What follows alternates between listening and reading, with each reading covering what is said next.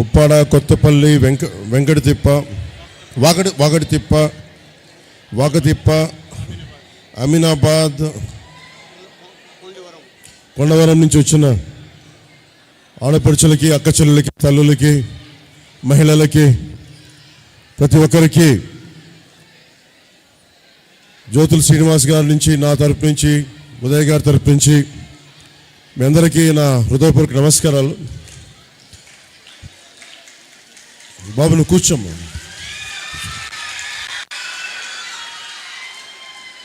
దురదృష్టవశాత్తు ఈరోజు మనం సభకు పెట్టిన పర్మిషన్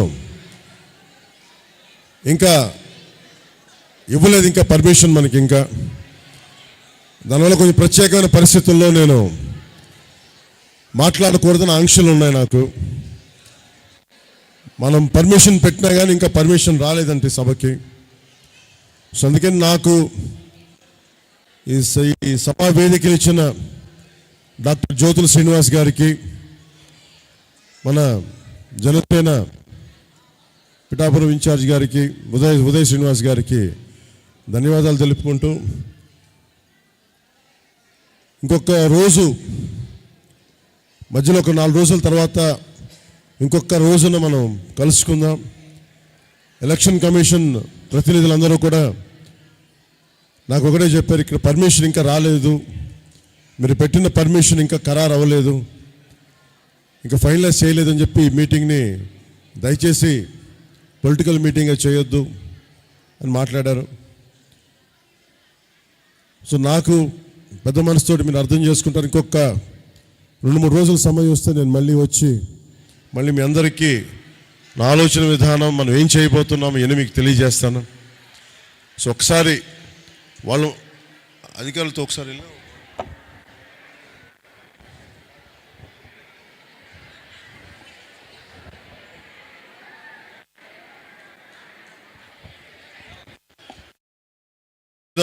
ఒకటే చెప్పదలుచుకున్నా, ఒక వాక్యంతో.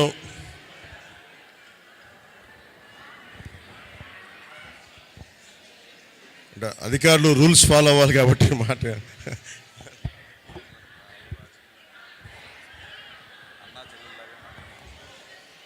మనకి పర్మిషన్ లేదు కాబట్టి కుటుంబ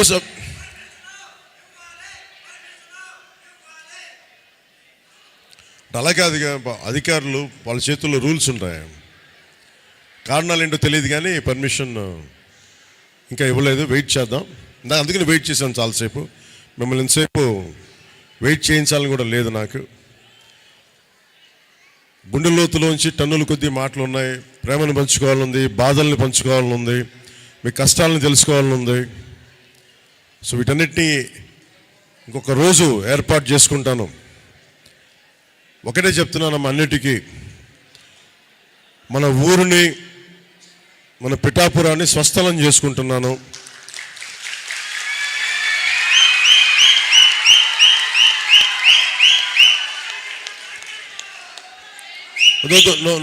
no political slogans, no party slogans.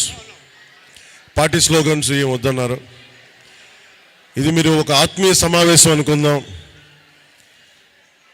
ఒక సోదరుడు మీ ఇంటికి వచ్చి, ఒక బిడ్డ మీ ఇంటికి వచ్చి, ఒక కుటుంబ సభ్యుడు మీ ఇంటికి వచ్చి మీ కష్ట నష్టాల్లో, మీ బిడ్డల భవిష్యత్తుకి, వీటి గురించి పంచుకోవడానికి నేను ఉన్నాను ఇక్కడ. నేను ఎక్కడికి వెళ్ళను, మీకు అండగా ఉంటాను ఒక సోదరులాగా. ఒకసారికి వచ్చి వెళ్ళిపోవడానికి రాలేదు. ఈ ఆత్మీయ సమావేశాలు వచ్చే ప్రతిరోజు మనం పెట్టుకుందామని తెలియజేసుకుంటా ఉన్నాను. ఇంకొకసారి పర్మిషన్ తీసుకొని మరి అంటే ఇచ్చిన పర్మిషన్ మనం 48 గంటల క్రితం ఇచ్చినా కానీ ఇంకా రాలేదని చెప్తా ఉన్నారు, ఇంకా అప్రూవ్ చేయలేదని చెప్తా ఉన్నారు. కారణాలు ఏంటో ఒకసారి నేను కూడా వెతికి చూసి దీన్ని సరిచేస్తాను. పర్మిషన్ ఎందుకు రాలేదో నాకు తెలియట్లేదు. ఒకవైపు మనం అన్ని పర్మిషన్స్ వచ్చినాయి కానీ ప్రత్యేకించి మన ఈ సురక్ష దీనికి, ఈ కన్వెన్షన్ హాల్కి ఇంకా పర్మిషన్ రాలేదు ఈ మీటింగ్ అని చెప్తా ఉన్నారు. మీరు ఏమాత్రం బాధపడకుండా ఈ ఒక్కసారికి నన్ను మన్నించి ఇంకొక రోజు, ఇంకో 2-3 రోజుల్లో వచ్చి నేను మళ్ళీ కలుస్తాను మీకు తెలియజేసుకుంటా ఉన్నాను.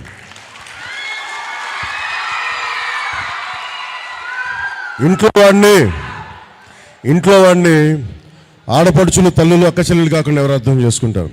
ఇది నేను చేసుకుంది కాదు, మన రూల్స్ అలాంటి, పర్మిషన్